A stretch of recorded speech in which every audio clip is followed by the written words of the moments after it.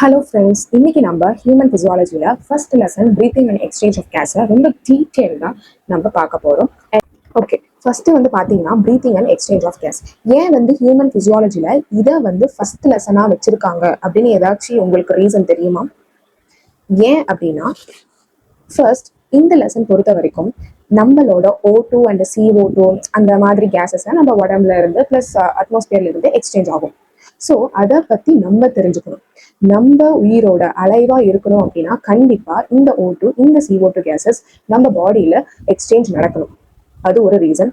இன்னொன்று பார்த்தீங்கன்னா, நம்ம supply of supply of O2 இருந்தால் மட்டும்தான் நம்ம அந்த செல்ஸ்ல இருக்கக்கூடிய ஃபுட் சப்ஸ்டன்ஸ் பிரேக் டவுன் ஆகும்.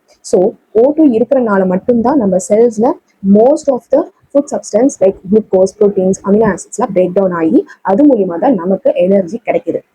நெக்ஸ்ட் பார்த்தீங்கன்னா, இந்த ரெஸ்பிரேட்டரி சிஸ்டம் எல்லா சிஸ்டத்தையும் கனெக்ட் பண்ணும். அது எப்படி? ரெஸ்பிரேட்டரி சிஸ்டம் கார்டியோவாஸ்குலர் சிஸ்டமும் கனெக்ட் ஆகுது, அது மட்டும் கிட்னி சிஸ்டமும் கனெக்ட் ஆகுது, பிரெயின் சிஸ்டத்தையும் கனெக்ட் ஆகுது. ஸோ இந்த ரெஸ்பிரேட்டரி சிஸ்டம் இருந்தால் மட்டும்தான் மற்ற எல்லா சிஸ்டமும் கனெக்ட் ஆகுது.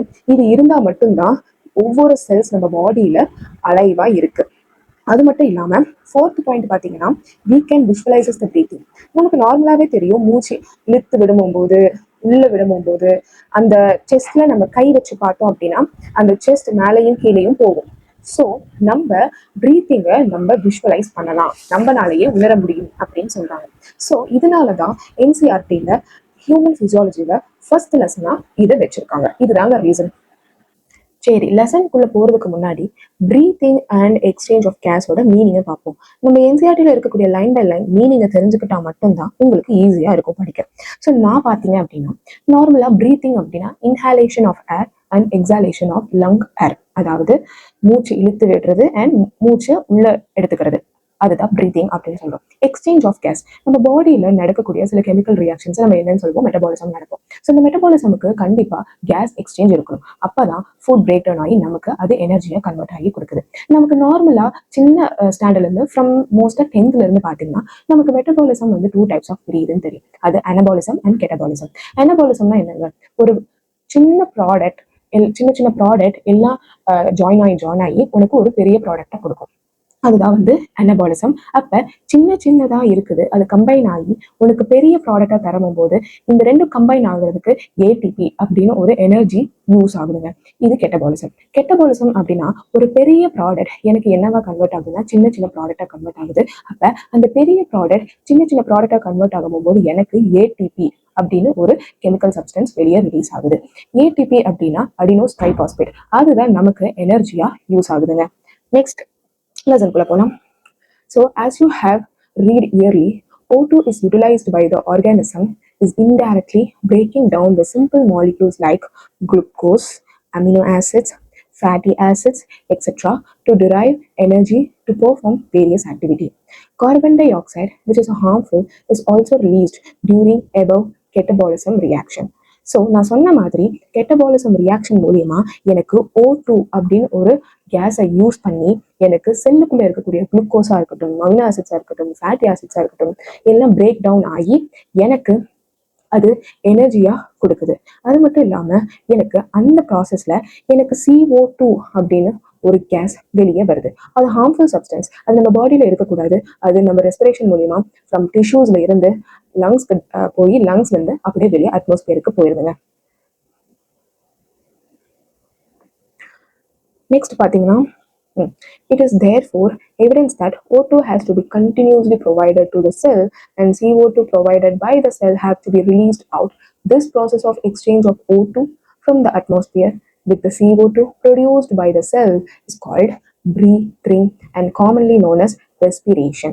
ஸோ நம்ம அட்மாஸ்பியர்ல இருந்து O2வை எடுத்து அது பிளட்ல டிரான்ஸ்ஃபர் ஆகி பிளட்ல இருந்து டிஷ்யூக்கு போய் டிஷ்யூஸ்ல இருந்து செல்லுக்கு போய் அந்த O2 மூலியமா மெட்டபாலிசம் நடந்து அதுல இருந்து CO2 வெளியே அது அப்படியே வெளியே அட்மாஸ்பியருக்கு போயிடுது.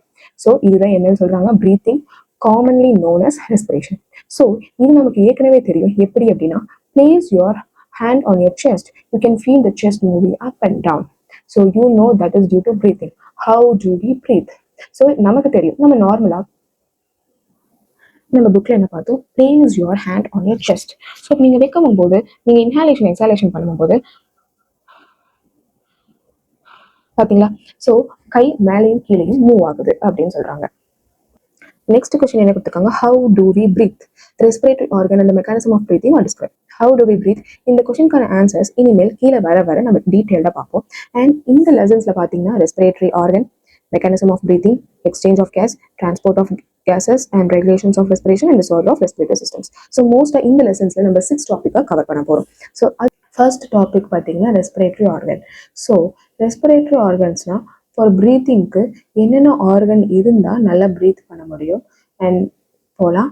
த mechanism of breathing vary among a different group of animals depending mainly on their habitat and level of organization.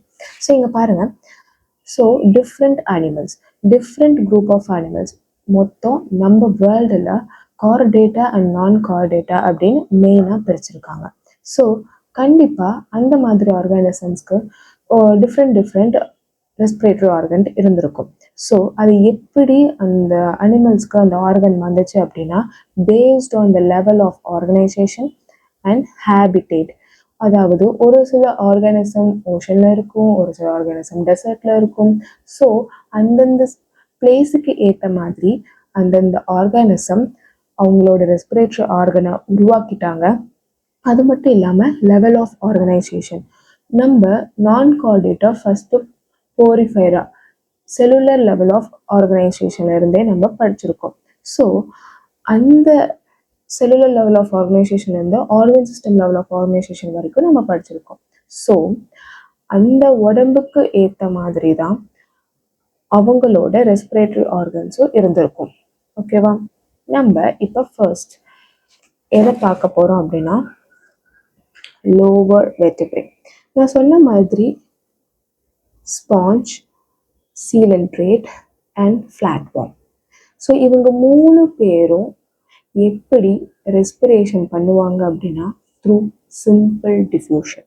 Okay, through simple diffusion அப்படின்னா என்னன்னா ஹையர் கான்சன்ட்ரேஷன்ல இருந்து லோவர் கான்சன்ட்ரேஷன் உங்களுக்கு கேஸ் போகும். ஸோ அப்போ O2 டு CO2, இப்போ O2 வந்து அதிகமாக இருக்கு, CO2 கம்மியாக இருக்கு. ஸோ அப்போ என்ன ஆகும், O2 ஹையர் கான்சன்ட்ரேஷன்ல இருந்து லோவர் கான்சன்ட்ரேஷனுக்கு போகும். ஸோ அது simple diffusion. So sponges, coelenterate, platform இந்த ஒரு மெக்கானிசம் மூலிமா தான் அவங்களோட ஸ்கின், அதாவது அவங்களோட செல்லுலார் லெவலில் இருக்கக்கூடிய செல் மெம்பரேன் இருக்குல்ல, ஸோ அது மூலிமா இந்த சிம்பிள் டிஃப்யூஷன் அப்படின்னு ஒரு மெக்கானிசம் நடக்குது. இது மூலிமா அவங்களுக்கு எக்ஸ்சேஞ்ச் ஆஃப் கேசஸ் நடக்குது. இப்போ எர்த்வார்ம் பார்த்தீங்க அப்படின்னா அதோட கியூட்டிகல்ஸ் மூலிமா அது ரெஸ்பிரேஷன் பண்ணுது. எர்த்வார்ம் பார்த்தீங்க அப்படின்னா கியூட்டிகல்ஸ் மூலிமா அது ரெஸ்பிரேஷன் பண்ணுது. அண்ட் இன்செக்ட் பார்த்தீங்க அப்படின்னா நெட்வொர்க் ஆஃப் டியூப், அதாவது ட்ரக்கியல் டியூப் அப்படின்னு ஒரு டியூப் மூலிமா அது ரெஸ்பிரேஷன் பண்ணுது. அதே மாதிரி உங்களுக்கு இந்த வாஸ்குலரைஸ்டு பேக் ஸ்ட்ரக்சர் கால்டு கில்ஸ் அப்படின்னு பிரேக்கியல் ரெஸ்பிரேஷன் மூலிமா அது யார் மோஸ்ட்டாக பண்ணுறாங்கன்னா ஃபிஷ்ஷஸ் தான் மோஸ்ட்டாக வந்து கில்ஸ் மூலிமா ரெஸ்பிரேஷன் பண்ணுறாங்க. அண்ட் ஃபிஷ்ஷஸ் மட்டும் கிடையாதுங்க, இந்த அக்வாட்டிக் ஆர்த்ரோபோட்ஸ், மொலஸ்கா இதெல்லாம் வந்து பிரேக்கியல் ரெஸ்பிரேஷன், அதாவது கில்ஸ் மூலிமா ரெஸ்பிரேஷன். அது என்ன பிரேக்கியல் ரெஸ்பிரேஷன் இன்னும் கொஞ்ச நேரத்தில் சொல்கிறேன். அண்ட் வாஸ்குலரைஸ்டு பேக், இது வாஸ்குலரைஸ்டு ஸ்ட்ரக்சர், அது கில்ஸ்ன்னு சொல்கிறோம். வாஸ்குலரைஸ்டு பேக் வந்து நம்ம என்னன்னு சொல்கிறோம், லங்ஸ்ன்னு சொல்கிறோம். ஓகேவா? அது வந்து பல்முனரி ரெஸ்பிரேஷன். இப்போ மோஸ்ட்டாக பல்முனரி ரெஸ்பிரேஷன் பண்ணுறவங்க டெரஸ்ட்ரியல் ஃபார்மாக தான் இருப்பாங்க. மோஸ்ட்டாக இந்த பல்முனரி ரெஸ்பிரேஷனை யார் எடுத்துக்கிறாங்க அப்படின்னா டெரஸ்ட்ரியல் ஃபார்ம், அதாவது மோஸ்ட்டாக மேமல்ஸ். நம்ம மாதிரி மேமல்ஸ் மட்டும் இல்லை, நம்ம லோவர் வெர்டிப்ரே ஹையர் வெர்டிப்ரேன்னு பிரிச்சிருக்கோம். ஹையர் வெர்டிப்ரே மோஸ்ட்டாக வந்து லங்ஸை தாங்க யூஸ் பண்ணும், அதாவது பல்முனரி ரெஸ்பிரேஷனை தான் யூஸ் பண்ணும். எதுக்கு? ரெஸ்பிரேஷன் பண்ணுறதுக்கு. அது மட்டும் இல்லாமல் ஃபிஷ்ஷஸ் வந்து கில்ஸை யூஸ் பண்ணும், அதுவும் ஹையர் வெர்டிப்ரே கார்டேட்டால வரும். ஸோ கில்ஸை யூஸ் பண்ணி தான் உங்களுக்கு பிரேக்கியல் ரெஸ்பிரேஷனே உங்களுக்கு வருது. ஓகேவா? So, among the vertebrate, fish uses gills, where amphibian, reptiles, birds, mammals எல்லாமே அந்த vascularized bag pulmonary respiration தான் யூஸ் ஆகுது. ஆனால் இதில் ஒரு எக்ஸப்ஷன் இருக்குது. என்ன எக்ஸப்ஷன்? இதுதாங்க எக்ஸப்ஷன். ஆம்ஃபிபியன் பார்த்தீங்க அப்படின்னா இன்னொரு டைப் ஆஃப் ரெஸ்பிரேஷனும் அது பண்ணும். அதுதான் வந்து குட்டேனியஸ். அதோட ஸ்கின் பார்த்தீங்கன்னா வள்ளுன்னு இருக்கும். ஸோ அது மூலயமா ரெஸ்பிரேஷன் ஆகும். ஓகேங்களா? இப்போ இந்த brachial respiration, special vascular structure, அப்புறம் அந்த வாஸ்குலரைஸ்டு பேக், அதெல்லாம் நம்ம என்னன்னு பார்ப்போம். ஸோ லோவர் வெர்டெப்ரேல எர்த் வார்ம் எதை யூஸ் பண்ணி ரெஸ்பிரேஷன் பண்ணும்? கியூட்டிகல்ஸ். ஸோ இங்கே பார்த்தீங்க அப்படின்னா அதோட ஸ்ட்ரக்சர், பாடி சர்ஃபேஸை யூஸ் பண்ணி தான் ஓட்டு உள்ளே வருது, CO2 வெளியே போகுது. எது? எர்த் வார்மில். ஸோ இந்த வழுவழுன்னு இருக்கு பார்த்தீங்களா, that is not as cuticles. இங்கே பாருங்க, லோவர் வெர்டெப்ரேல நம்ம இன்னொரு எக்ஸாம்பிள் படித்தோம். இன்செக்ட்ஸ் வந்து ட்ரக்கியல் டியூப். ஸோ இதெல்லாம் பார்த்தீங்கன்னா டியூப் ஸ்ட்ரக்சர். ஸோ இதெல்லாம் வந்து ட்ரக்கியல் டியூப்ஸ். இந்த டியூப்ஸ் மூலிமா தான் அதோட ரெஸ்பிரேஷன் நடக்குது. அடுத்தது நான் என்ன சொன்னேன்? Special vascularised structure called gills. So இதுதாங்க கில்ஸ். மோஸ்டாக இன் லோவர் வெர்டெப்ரே நான் கார்டேட்டால 2 எக்ஸாம்பிள் கொடுத்துருக்காங்க. ஒன்று மொலஸ்கா, இன்னொன்று பார்த்தீங்கன்னா அக்வாட்டிக் ஆர்த்ரோபோட்ஸ். இவங்க 2 பேரும் இந்த கில்ஸ் யூஸ் பண்ணி தான் அவங்க ரெஸ்பிரேஷன் பண்ணுறாங்க. ஏன் வாஸ்குலரைஸ்டு ஸ்ட்ரக்சர்? நீங்கள் நல்லா பார்த்தீங்க அப்படின்னா இதில் உங்களுக்கு பிளட் சப்ளை இருக்கும், அதாவது arteries and veins. So arteries and veins பார்த்தீங்கன்னா அந்த கில்ஸ் அப்படின்னு ஒரு ஸ்ட்ரக்சரில் நிறைய இடத்துல இருக்குங்க. அதனால தான் அது வாஸ்குலரைஸ்டு ஸ்ட்ரக்சர் அப்படின்னு நம்ம சொல்கிறோம். வாஸ்குலர்னா பிளட் சப்ளை இருக்கக்கூடிய எந்த சப்ஸ்டன்ஸ் இருந்தாலும் அது வாஸ்குலரைஸ்டு ஸ்ட்ரக்சர் அப்படின்னு நம்ம சொல்லுவோம். அதில் ஹையர் வெர்டெப்ரேல ஒரு எக்ஸாம்பிள் இருக்குது, அதுதான் ஃபிஷ். நெக்ஸ்ட், மோஸ்ட்டாக இந்த terrestrial animals, mammals, birds, amphibians அவங்களாம் வாஸ்குலரைஸ்டு பேக் யூஸ் பண்ணுறாங்க. அதில் வாஸ்குலரைஸ்டு பேக். ஸோ இது பார்த்தீங்கன்னா ஆல்வியோட பார்க்க பேக் மாதிரி இருக்கா, அதை சுற்றி பார்த்தீங்க அப்படின்னா வாஸ்குலர்னா என்ன சொன்னேன்? இட்ஸ் அ பிளட் சிஸ்டம், அதாவது வெயின்ஸும் ஆர்ட்ரிஸும் இருக்குது. இந்த பேகை சுற்றி அந்த வெயின்ஸும் ஆர்ட்ரிஸும் இருக்கிறனால அது ஒரு வாஸ்குலரைஸ்டு பேக்னு சொல்லுவோம். இதில் தான் நமக்கான ரெஸ்பிரேஷன், எக்ஸ்சேஞ்ச் ஆஃப் கேஸும் நடக்குது. அதில் நான் ஒரு எக்ஸப்ஷன் கேஸ் சொன்னேன். இந்த மாதிரி ஆம்ஃபிபியன்ஸ், எக்ஸாம்பிள் ஃப்ராகில் பார்த்தீங்க அப்படின்னா அவங்களோட ஸ்கின்னை யூஸ் பண்ணி அவங்க குட்டேனியஸ் ரெஸ்பிரேஷனை அவங்க யூஸ் பண்ணுவாங்க. அதாவது அவங்க absorption of oxygen and release of carbon dioxide இந்த டைப் ஆஃப் ஆர்கானிசம்ஸில் நடக்கும்.